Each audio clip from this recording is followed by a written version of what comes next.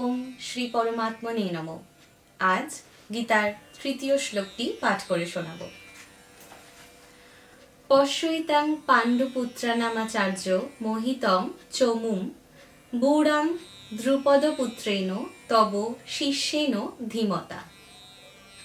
এর অর্থ, হে আচার্যদেব, আপনার ধীমান শিষ্য দ্রুপদপুত্র ধৃষ্টদ্যুম্ন কর্তৃক রচিত ব্যূহে অবস্থিত এই বিশাল সৈন্যবাহিনীকে লক্ষ্য করুন। এই শ্লোকের আচার্য পদের ব্যাখ্যা হল, দ্রোণকে আচার্য বলে সম্বোধন করায় দুর্যোধনে এই ভাব প্রকটিত হয়ে ওঠে যে আপনি সকলের অর্থাৎ কৌরব এবং পাণ্ডবদের গুরু। শস্ত্রবিদ্যা শিক্ষা প্রদানকারী হওয়ায় আপনি সকলেরই গুরু, তাই আপনার কারোর প্রতি পক্ষপাতিত্ব করা উচিত নয়। তব শিষ্যেন ধীমতা, এই পদটি প্রয়োগ করায় দুর্যোধনে এই মনোভাব প্রকটিত হয় যে আপনি এত সরল যে আপনাকে হত্যা করার উদ্দেশ্যে জন্মগ্রহণ করেছে যে ধৃষ্টদ্যুম্ন, তাকে আপনি শাস্ত্রবিদ্যা শিখিয়েছেন। অপরপক্ষে আপনার শিষ্য ধৃষ্টদ্যুম্ন এতই চতুর যে সে আপনাকে হত্যা করার জন্যই আপনার কাছে শাস্ত্রবিদ্যার শিক্ষা গ্রহণ করেছে। দ্রুপদ পুত্রেণ পদটি বলার উদ্দেশ্য হচ্ছে এই যে আপনাকে বধ করার উদ্দেশ্যেই রাজা দ্রুপদ জাজ এবং উপজাজ নামক ব্রাহ্মণদের সহায়তায় যজ্ঞ করেছিলেন, তাতে ধৃষ্টদ্যুম্নের জন্ম হয়। সেই দ্রুপদ পুত্র ধৃষ্টদ্যুম্ন আপনার সম্মুখে প্রতিপক্ষের সেনাপতি রূপে দণ্ডায়মান।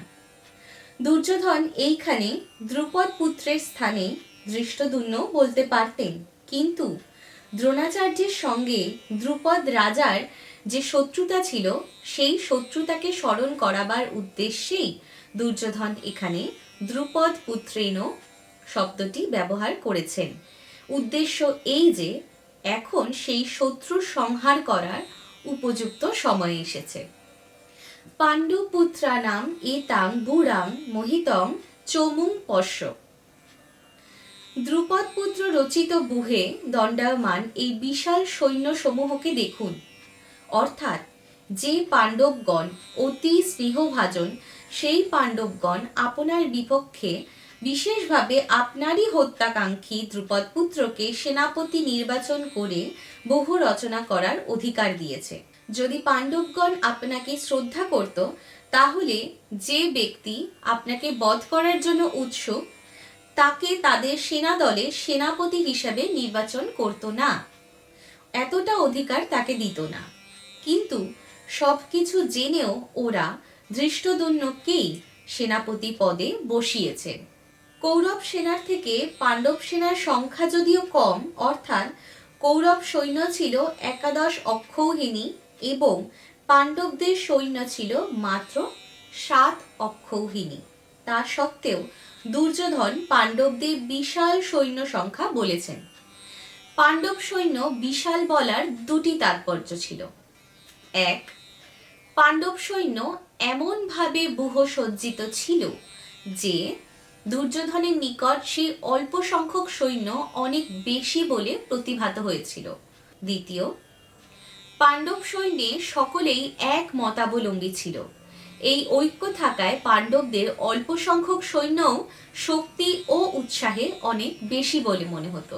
এই জন্যই পাণ্ডব সৈন্যদের দেখিয়ে দুর্যোধন দ্রোণাচার্যকে জানাতে চেয়েছেন যে যুদ্ধের সময় পাণ্ডব সেনা সংখ্যায় অল্প দেখে তিনি যেন এদের কম না মনে করেন, বরং বিশেষ শক্তি ও সাবধানতা সহকারে যেন তিনি যুদ্ধ করেন।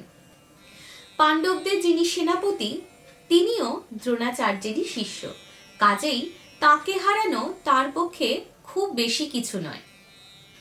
এতাং পশ্য বলার অর্থ এই যে পাণ্ডব সৈন্য যুদ্ধার্থে প্রস্তুত, সুতরাং আমরা এই সেনাদের হারিয়ে কিভাবে বিজয়ী হতে পারি সেই বিষয়ে আপনার অর্থাৎ দ্রোণাচার্যের অতি শীঘ্র সিদ্ধান্ত গ্রহণ করা উচিত।